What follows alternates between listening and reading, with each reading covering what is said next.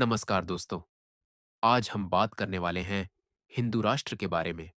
आखिर हिंदू राष्ट्र कैसा था और भविष्य में भारत का हिंदू राष्ट्र कैसा होना चाहिए।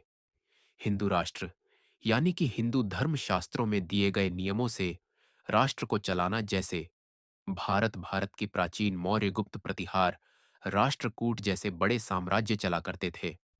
और व्यवस्था कैसी होती थी, इसके बारे में आज हम जानेंगे। सबसे पहले जानते हैं मौर्य काल के हिंदू राष्ट्र के बारे में। सम्राट चंद्रगुप्त मौर्य, जो कि मौर्य काल के प्रथम सम्राट थे, उनके राज्य में एक यूनानी यात्री मेगास्थनीज आया था। उसने भारत की सुख संपदा का वर्णन किया था। उसने भारत के कानून व्यवस्था को विश्व का सबसे श्रेष्ठ कानून व्यवस्था कहा था। मौर्य काल में भारत विश्व का सबसे अमीर देश था। दुनिया भर के 90% स्टील का उत्पादन भारत में किया जाता था, जिससे भारत का बना हुआ तलवार पूरी दुनिया में प्रसिद्ध था। उसी तरह गुप्त साम्राज्य के काल में चीन, बर्मा, इंडोनेशिया तक के राजकुमार भारत में बने हुए विश्वविद्यालयों में पढ़ने लिखने आया करते थे। वल्लभी नालंदा जैसे विश्वविद्यालयों ने पूरे विश्व के विद्यार्थियों को आकर्षित किया था। आज भी गुप्त साम्राज्य के सोने के सिक्के सबसे ज्यादा मिलते हैं, जो गुप्त साम्राज्य की संपन्नता को दर्शाता है।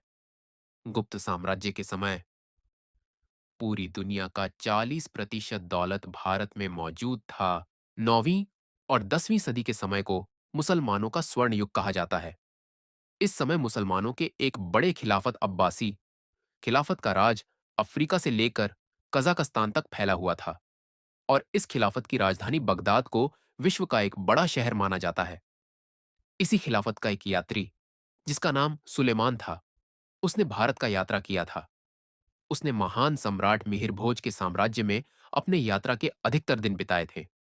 उसने लिखा था कि यह देश सोने चांदी से भरा हुआ, इसके खेतों में फसल लहलहाते हुए नजर आते हैं। सुलेमान ने यहां तक कहा था कि मिहिर भोज के राज में कभी चोरी नहीं होता है, क्योंकि हर कोई अमीर है। सुलेमान, जो कि मुसलमानों के सबसे अमीर खिलाफत से आया था, वो भी भारत के हिंदू राष्ट्र के कानून और संपदा को देखकर हैरान रह गया था। उसने मिहिर भोज की प्रशंसा अपनी किताब में भर भर कर किया था। उसी तरह 10वीं सदी का भी एक मुस्लिम यात्री अल मसूदी भारत आया था। उसने भी जब मिहिर भोज के पोते महिपाल के साम्राज्य का वर्णन किया, तो वो भी हैरान था। अल मसूदी ने अपनी किताब में लिखा कि महिपाल के पास बहुत ही अधिक संपत्ति है। इसकी जनता राजा से बहुत खुश है। हर तरफ खुशहाली है। अल मसूदी चीन का यात्रा भी किया था, लेकिन अल मसूदी ने लिखा था कि जो नियम कानून भारत में है, वो चीन से कहीं अधिक अच्छे हैं। भारतीय राजा चीन के राजा से कहीं अधिक ताकतवर और अमीर है। इसी तरह विजयनगर साम्राज्य के दौर में उस समय के मुसलमानों का सबसे बड़े राजा शाहरुख का राजदूत विजयनगर के राजा देवराय द्वितीय के दरबार में पेश हुआ, तो हैरान हो गया।